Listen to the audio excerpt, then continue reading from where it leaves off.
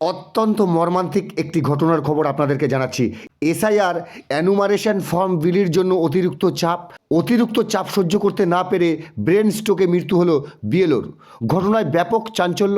জানা গেছে মেমারি থানার অন্তর্গত বোহার 2 নম্বর গ্রাম পঞ্চায়েতের চক বলরামের বাঙালপুকুর এলাকার গতকাল এসআইআরের ফর্ম বিলির সময় হঠাৎই ব্রেন স্ট্রোক হয় অঙ্গনারী কর্মী নমিতা হাসদার। তার বয়স 50 বছর। তড়িঘড়ি তাকে নিয়ে এসে ভর্তি করা হয় কালনা মহকুমা হাসপাতালে। রাতেই তার মৃত্যু হয়। রবিবার কালনা শ্মশানঘাটে শবদাহ করতে এসে অভিযোগ তোলেন মৃতর স্বামী মাধব হাসদা। তিনি জানান, বিডিও অফিস থেকে প্রচণ্ড চাপ দেওয়া হচ্ছিল তার স্ত্রীকে ফর্ম বিলির জন্য। তিনি রাত পর্যন্ত ফর্ম বিলিও করেছিলেন। গতকাল সন্ধ্যা নাগাদ ফর্ম বিলির সময় কর্তব্যরত অবস্থাতেই তিনি ব্রেন স্ট্রোকে আক্রান্ত হন। তাকে নিয়ে আসা হয় কালনা হাসপাতালে। রাতেই তার মৃত্যু হয়। কাজের চাপেই এই ঘটনায় ছড়িয়েছে ব্যাপক চাঞ্চল্য।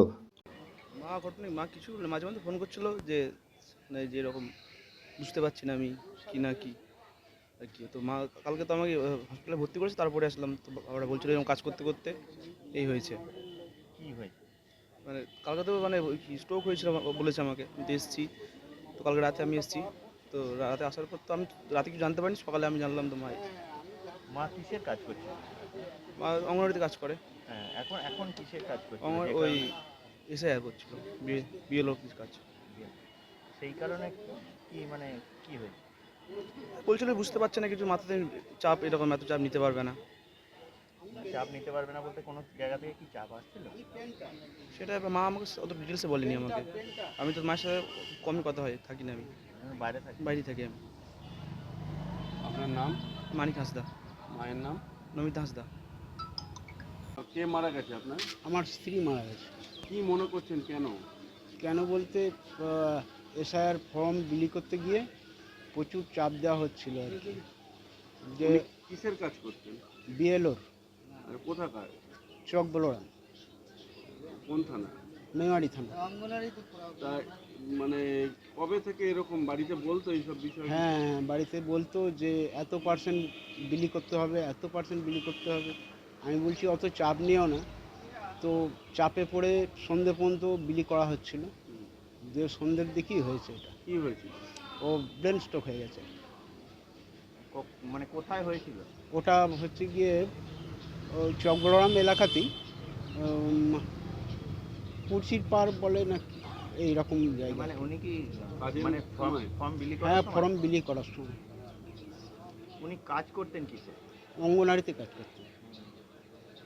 চাপটা কোথা থেকে আসছিল? চাপটা ভিডিও থেকেই আসছিল।